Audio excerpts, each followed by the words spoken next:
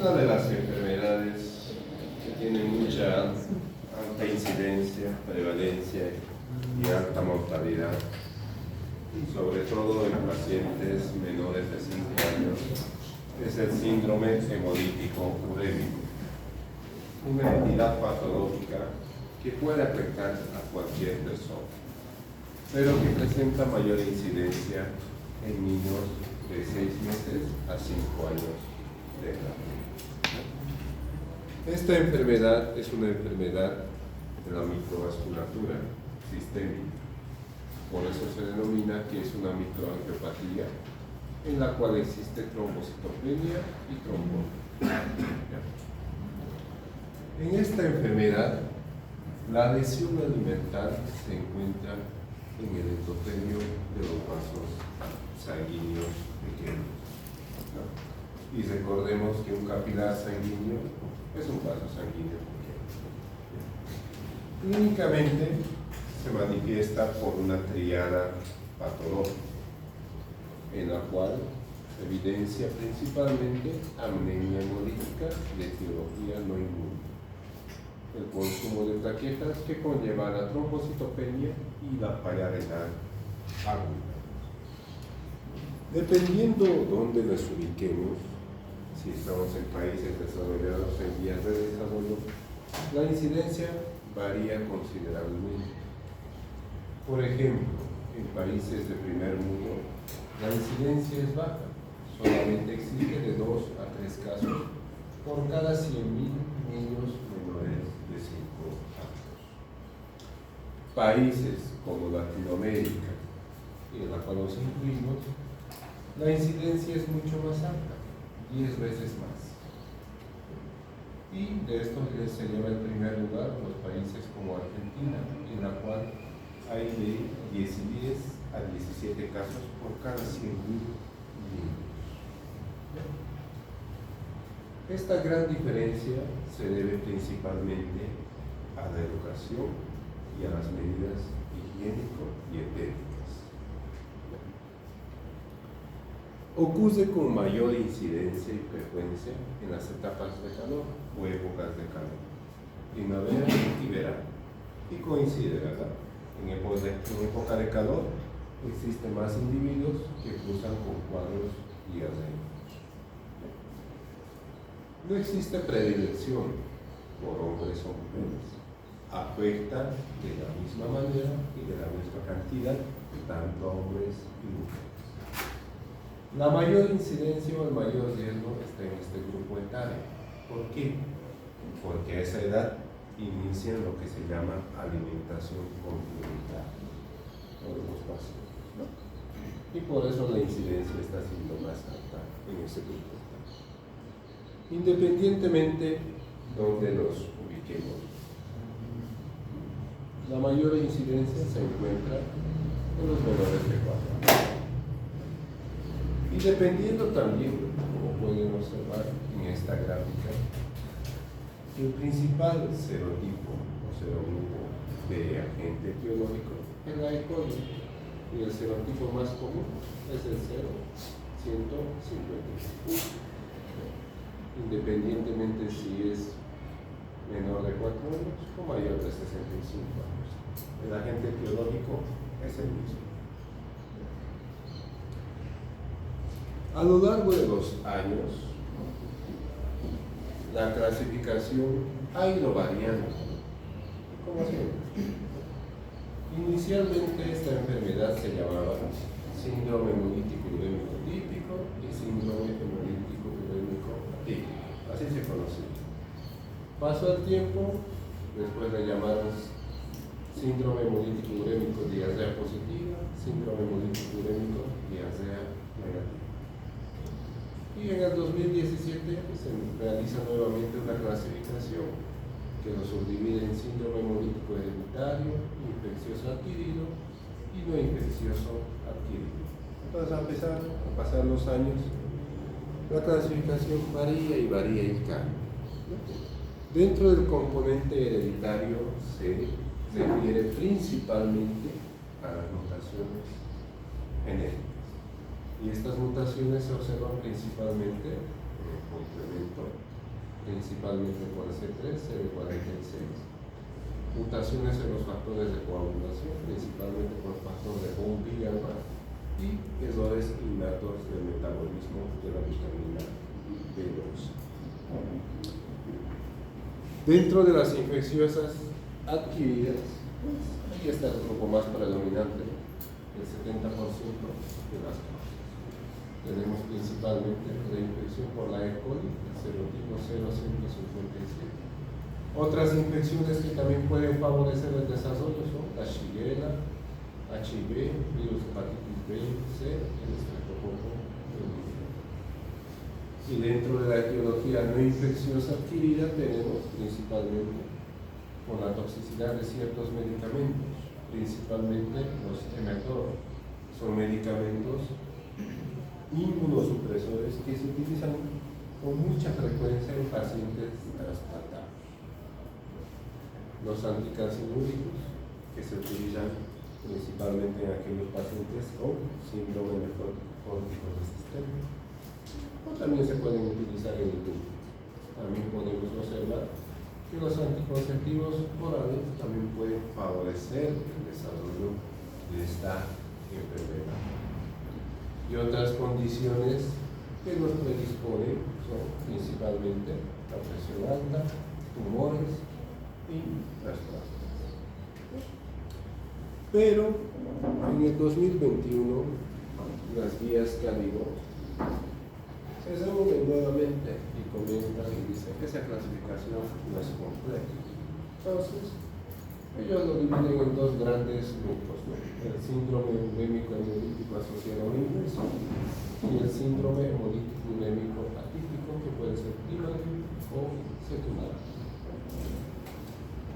Dentro del síndrome urémico hemolítico asociado a infección, pues están principalmente los componentes relacionados con la E. coli y aquellos relacionados con el síndrome urémico atípico primarios o secundarios. Tenemos los primarios que habíamos mencionado asociados a las mutaciones genéticas del complemento principalmente, y los secundarios asociados principalmente a los medicamentos que mencionamos, a las condiciones preexistentes. Como ven, todas las clasificaciones son lo mismo. Lo único que varía es el orden que colocan cada vez. ¿Ya?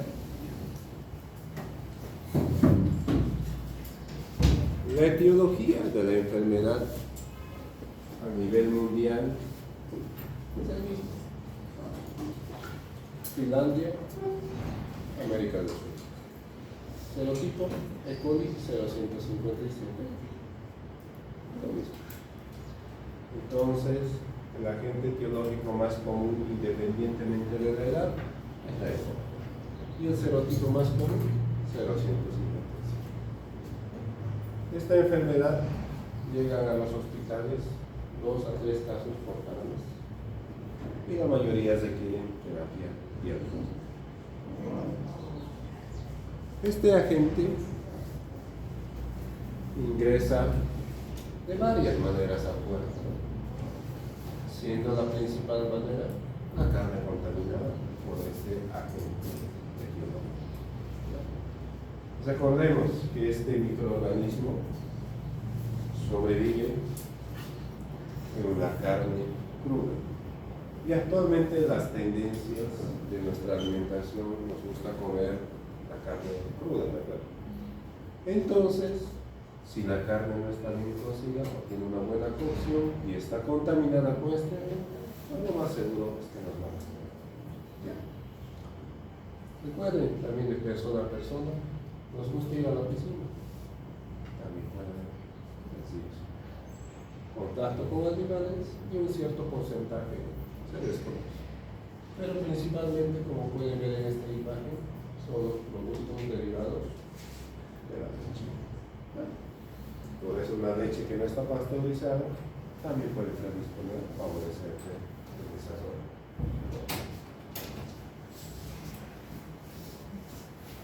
Respecto a este mecanismo de transmisión, varía. Por ejemplo, En países como Estados Unidos, donde pues las medidas higiénicas y sanitarias son mucho mejores, ¿por qué piensan que les puede dar a ellos?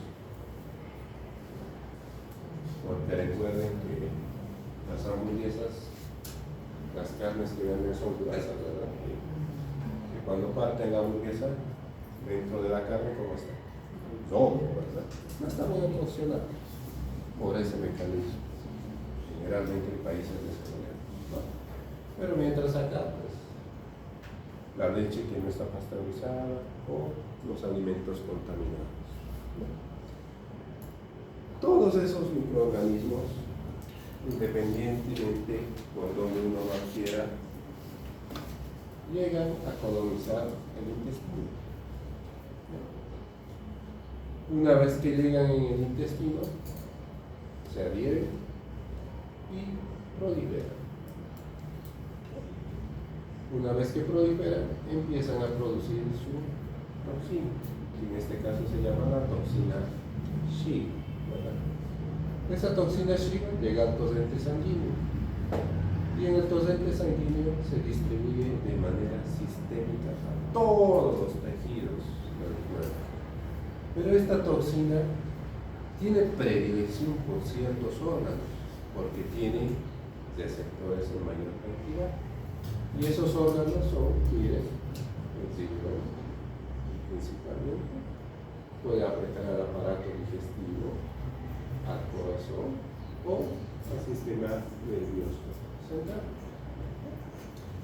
Y la manifestación dependerá dependiendo dónde se localiza en mayor cantidad.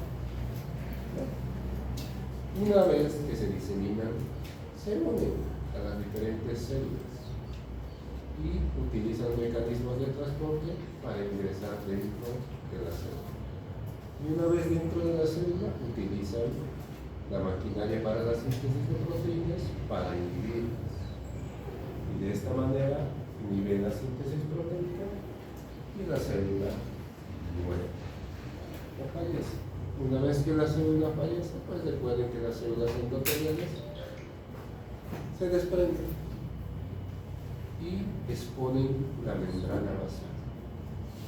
Esta membrana basal es altamente trombogénica. ¿Qué significa? Que favorece el desarrollo del trombo.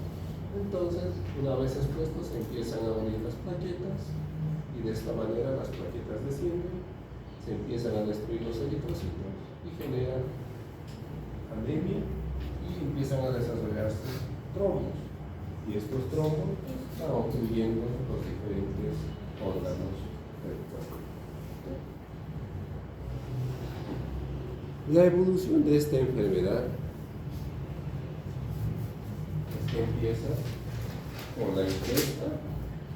Existe un periodo de incubación variable, en algunos será 3, en algunos será 5, variable. Y posteriormente empieza el cuadro enteral, que cruzan con diarrea, vómito, dolor abdominal. Como cualquier cuadro enteral, ¿no? Cualquier cuadro diarreico cursa con todos esos síntomas. Pero, después de este cuadro enteral, alrededor del tercer día, empieza la disentería. Empiezan las evacuaciones forzosas. Y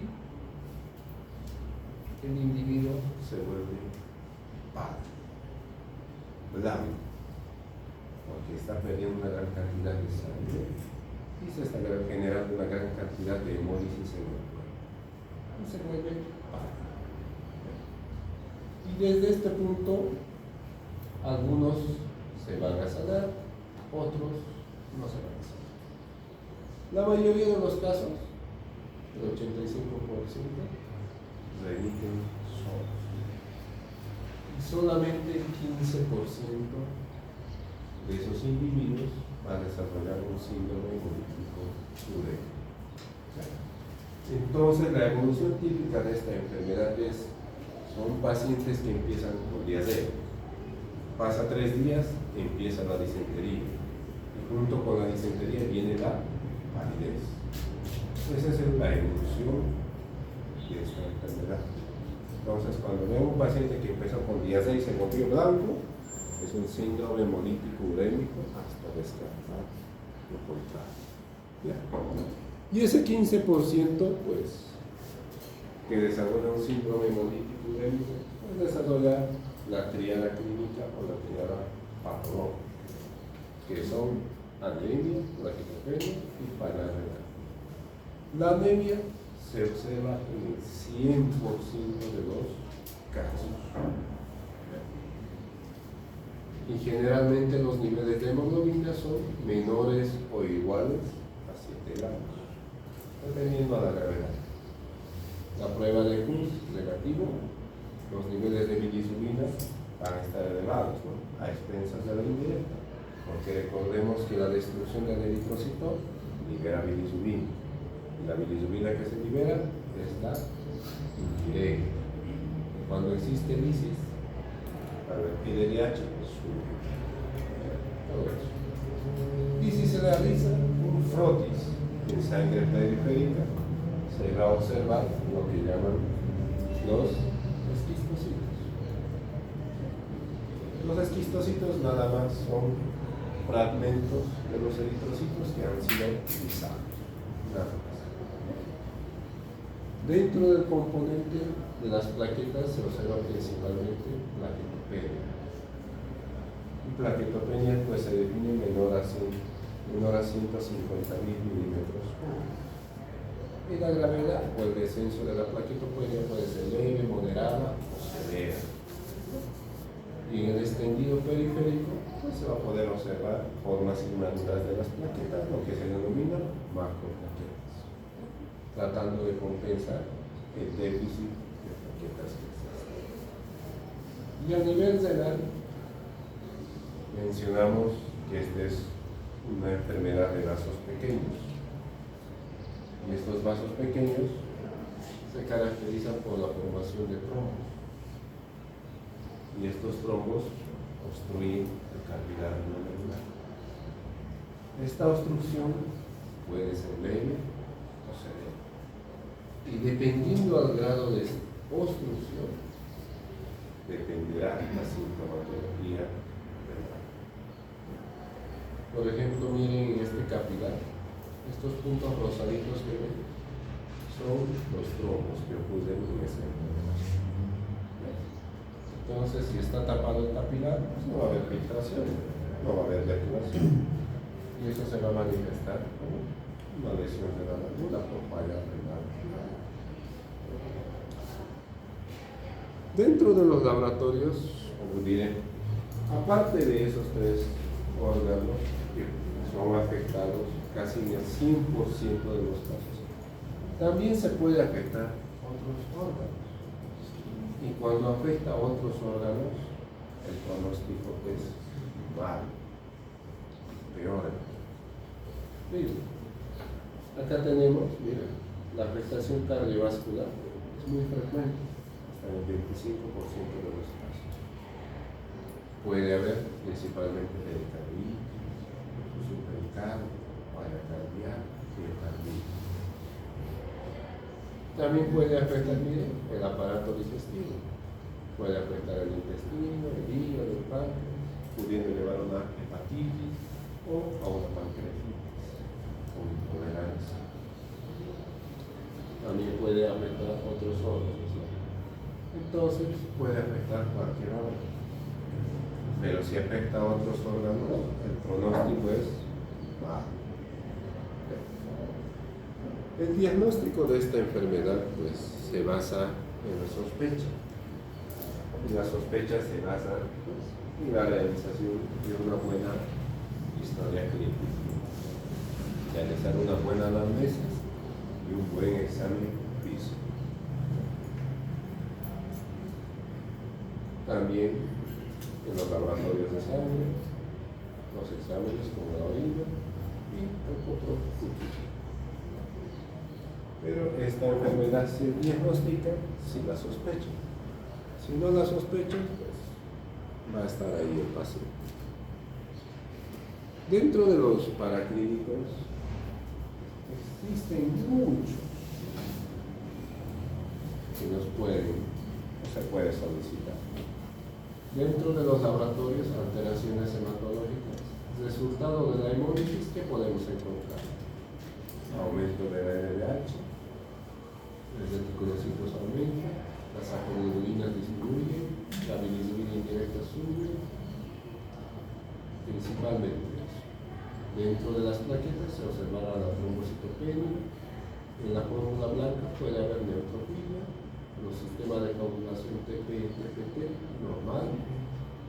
También los marcadores renales podemos observar principalmente incremento de suado, hipercalemia, acidosis, alteraciones con el aparato digestivo, principalmente de hipoalbuminemia, hiponatremia, hiperglicemia, elevación de enzimas hepáticas. Y dentro del examen microbiológico, pues principalmente el copro-cultivo. Y en el uroanálisis, ¿qué es lo que podemos observar? La presencia de sangre, proteínas u otras alteraciones. Entonces los laboratorios pues son muchos que nos pueden ayudar a diagnosticar esta enfermedad. Pero los laboratorios mencionados ahí no se encuentran en todos los hospitales. La mayoría de estos laboratorios solamente se encuentran en el tercer nivel. En primer nivel y en segundo nivel pues, se contará con solamente un hemograma. Dentro del tratamiento, una vez sospechado y diagnosticado la enfermedad, algo que sí sabemos y que sí se sabe es que la hidratación es el pilar fundamental del tratamiento. Entonces, en cualquier cuadro enteral que damos, agua, líquido. Y se sabe ya actualmente que si se sospecha de una manera precoz la enfermedad, se inicia hidratación, ya sea por vía oral o endovenosa, mejora el pronóstico. O sea, mejora que el paciente no ingrese a terapia médica, como en este estudio, en la cual compararon dos grupos. A unos les dieron líquidos y a otros no les dieron. Aquellos individuos que recibieron líquido no ingresaron a terapia médica. Ingresaron, pero el porcentaje es mucho menor comparado a aquellos individuos que se les restringen. Pues es lo que se realiza, ¿no? Según los planes que existe, plan A, plan B, plan C, en el cuadro enteral, que dicen la de agua. Entonces, inicialmente se manejará como cualquier cuadro enteral. Pero eso de los líquidos no es una regla, ¿no? ¿Por qué? Porque si tu paciente ya viene con datos de hipervolemia, no le vas a dar líquido, porque si no se muere. O ya viene en falla renal con datos clínicos o laboratoriales de terapia dialítica, tampoco ya le darás, ¿no? O presenta comorbilidades, una comorbilidad, una malformación cardíaca, una falla cardíaca, pues tampoco. Si no presenta estos casos, pues dale agua por cualquier vía. Con respecto al componente hematológico, mencionamos que estos pacientes cursan con anemia. Pues la recomendación para la anemia es la transfusión de concentrado eritrocitario. Y existen indicaciones precisas, y estas son niveles menores de hemoglobina menor a 7 o la presencia de datos de cor anémico. ¿Qué significa cor anémico? Falla cardíaca secundario a la anemia. En esos casos pueden transfundir el concentrado plaquetario, pues no se toma valores o cifras de plaquetas. Se transfunde cuando existe sangrado o el paciente tiene que ingresar de manera urgente o programada a un tratamiento quirúrgico. Se toman estos parámetros, ¿por qué? Porque algunos pueden sangrar con 80.000, otros con 30.000. Entonces varía. No sangramos todos con un valor específico. Entonces hay que tomar esas consideraciones. Porque recuerden que dentro de la patogénesis se consume plaqueadas, ¿verdad? Y nosotros por transfundir podemos exacerbar el cuadro. Y en vez de ayudarle, generarle un mayor daño. Por eso las indicaciones recomendadas son estas. Dentro del componente nefrológico, pues, ya dijimos en la anterior clase que no existe una píldora que cure o sane al riñón. Pues y el único tratamiento para el componente o las fallas renales es sintomático. Si tu paciente tiene edema y orina, pues podrás dar diuréticos. Pero si tu paciente tiene edema y no orina, pues tendrás que darle diálisis, ¿verdad? Si tiene hipertensión, pues tendrás que dar todos los antihipertensivos que ustedes conocen. Y si la hipertensión ya tiene afección a órgano blanco como cerebro, convulsiones, corazón, pues tendrá que entrar terapia diurética. Si tiene hipercalemia, pues tendremos que usar todas las medidas antihipercalémicas, ¿no? Empezando con el calcio, salbutamol, diuréticos, insulina, resinas y otros. Si tiene acidosis, entonces hablaremos de carbonato. Si tiene hiperuricemia, pues inhibidores de la angioglobulinasa. Si tiene hiperfosfatemia, queda. A veces con la terapéutica instaurada, pues no responden, ¿no? Entonces la siguiente medida pues será la diálisis, ¿no? Para tratar los síntomas de la falla renal. Existen indicaciones precisas, ¿no? Que están recomendadas en la literatura y a nivel mundial. No se meta por meter un paciente a diálisis. Y estos están relacionados, las indicaciones van con el potasio, la acidosis, sobrecarga, ácido úrico, fósforo y urea. Esas son las indicaciones precisas para iniciar terapia dialítica en pacientes. Pero recordemos también que esta enfermedad está causada ¿por qué? Por una bacteria, ¿verdad? Que se llama E. coli principalmente. Es una bacteria. ¿Utilizamos antimicrobianos para matar la bacteria?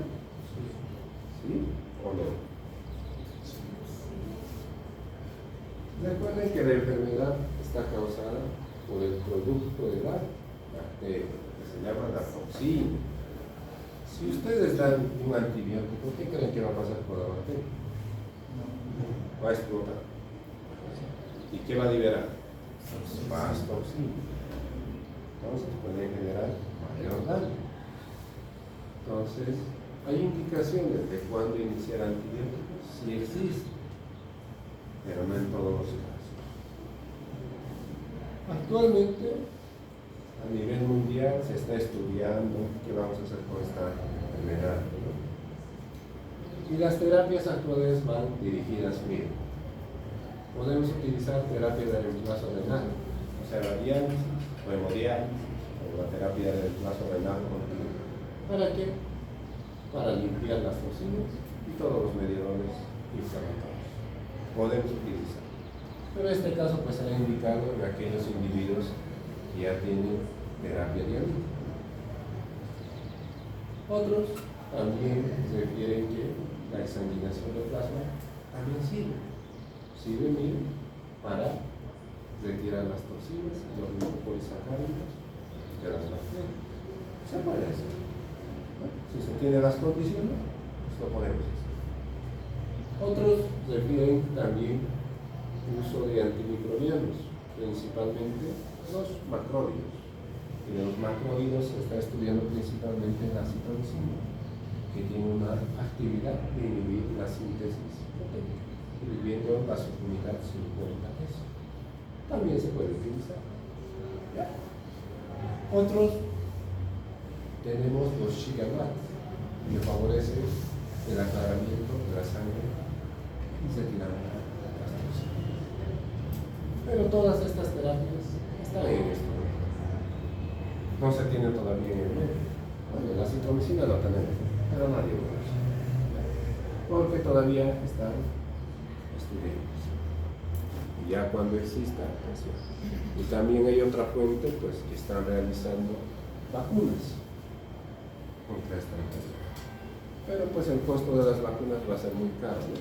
Como en el caso del dengue, existe la vacuna, pero cuesta en dólares. Por eso no se comercializa, porque no todos lo pueden acceder. Y va a pasar lo mismo con esta enfermedad, ¿no? Los antimicrobianos hay que evitarlos, porque no tienen acción protectora ni altera el curso de la enfermedad. ¿Y cuándo está usada? ¿O cuándo podemos usarla? Si tu paciente viene con leucocitosis, PCR positivo, procalcitonina positiva, pues algo está pasando. Seguramente está sobreinfectado. Entonces ahí lo pueden utilizar con toda la seguridad. Y los medicamentos que ellos recomiendan, pues podemos utilizar beta-lactam, el cotrimoxazol, las quinolones. Se pueden utilizar. También recuerden que esta enfermedad causa mucho dolor, duele, los pacientes lloran con el dolor. Y pues hay que darle algo para el dolor, ¿verdad? Y lo que vas utilizando, los antiespasmódicos, ¿verdad? ¿Duele panza? Tómate un butil, una buscapina. Pues en esta enfermedad están contraindicados esos medicamentos. ¿Por qué? Porque como disminuyen la motilidad intestinal, facilitan o aumentan el tiempo de permanencia de la bacteria. Entonces la bacteria se encuentra en mayor tiempo, produce mayor toxina y la toxina se continúa absorbiendo los elementos sanguíneos. Porque recuerden que el cuadro diazeico o la diazea es un mecanismo de protección en el cual el cuerpo trata de eliminar el agente agresor. Entonces, medicamentos antimotilidad no se usan, ni están indicados. El pronóstico va a depender principalmente si tu paciente, cuando llegó, tuvo manifestaciones extrarenales y se afectó principalmente el sistema nervioso, o sea, que convulsionó, que tuvo algún movimiento. Se afectó, pronóstico muy bajo. Otro, depende si has recibido terapia de reemplazo renal o no has recibido. Porque obvio, si has recibido terapia de reemplazo renal, seguramente venía en un mal estado general. Y otro componente muy importante es cuánto tiempo no orina. Mientras más tiempo esté en anuria, peor es. Y la recuperación renal hace mucho tiempo. Entonces hay que tomar en consideración todos estos parámetros. Porque lo primero que preguntan los familiares es, ¿va a quedar bien? No sabemos. Y eso dependerá de todo eso. Y también depende mucho de la terapia que iniciemos de manera precoz. ¿Se recuperan? Sí, la mayoría de los individuos se recuperan. Unos tardan 2 semanas, otros tardan 3 semanas, otros tardan 1 mes. Está bien. Pero, pues, como cualquiera que tiene un accidente, ya no queda igual, ¿verdad? Lo mismo pasa con el riñón. Ya no quedan como individuos sanos. Esta enfermedad deja huella cicatrices en el riñón. Y estas huellas se quedan de por vida. Hipertensos, algunos proteinuria y otros terminan con un grado de falla renal. Y todo esto hay que diagnosticarlo. ¿Por qué? Porque si la hipertensión no se trata, el deterioro renal va a ser más rápido. Va a requerir terapia dialítica más. La proteinuria, ya dijimos que las proteínas en la orina es anormal, no. ¿Por qué? Porque las proteínas cuando están en el riñón generan inflamación y esa inflamación destruye médula. Entonces, si tiene proteinuria, hay que tratar. Y si la función renal está alterada, pues hay que tratar. Y de esta manera, pues, evitamos que el paciente llegue a enfermedad renal crónica y hacemos que llegue en 20 años en vez de 5 años. Entonces, todo paciente hay que darle seguimiento. No una vez que se da de alta, ya ahí se acaba. No. Tiene que seguir lo que vive. El seguimiento puede ser regular, cuando ya los síntomas han desaparecido, la fórmula de hemograma, las plaquetas ya han vuelto a normalidad. El seguimiento anual tiene que verse principalmente, buscando los datos de daño o cicatriz renal, lo que mencionamos, las proteínas, los niveles de creatinina. Y pues, lo más recomendable, ¿no? Asesorar para que tenga una vida lo más sana posible. Esta enfermedad se puede prevenir y la mejor manera, ¿cuál es?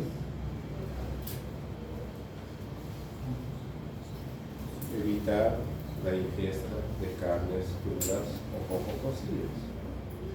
Esa sería una buena medida. Evitar los productos de la leche sin pasteurizar. La buena higiene de manos. Recuerden que, ¿con qué tomamos los alimentos? Con las manos. Y las manos están en todo lado. Entonces, solo con el lavado de manos se puede evitar muchas enfermedades. Evitar tomar antidiarreicos. Y es lo que nos automedicamos, ¿no? Tengo diarrea, voy a la farmacia, me da un antidiarreico. Y bueno,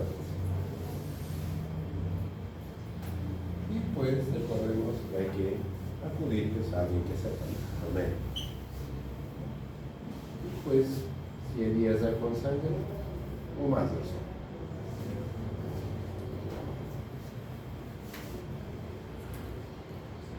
¿Preguntas o dudas, niños?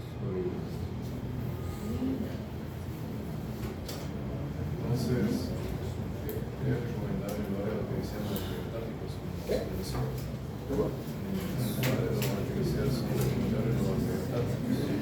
No, solamente si tienes indicación. La citromicina está en estudio. Y si tu paciente está vomitando, la citromicina libera acá. Entonces tendrás que estar por un beta-lactam, que sí se puede dar. Pero depende mucho de las condiciones del paciente. Si está engrasado, es mejor por la M.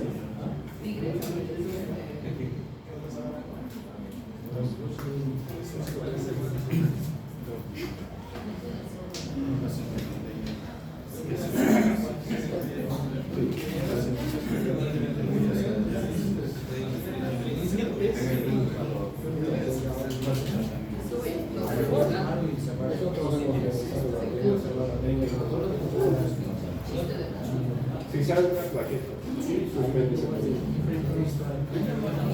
Vigilando que se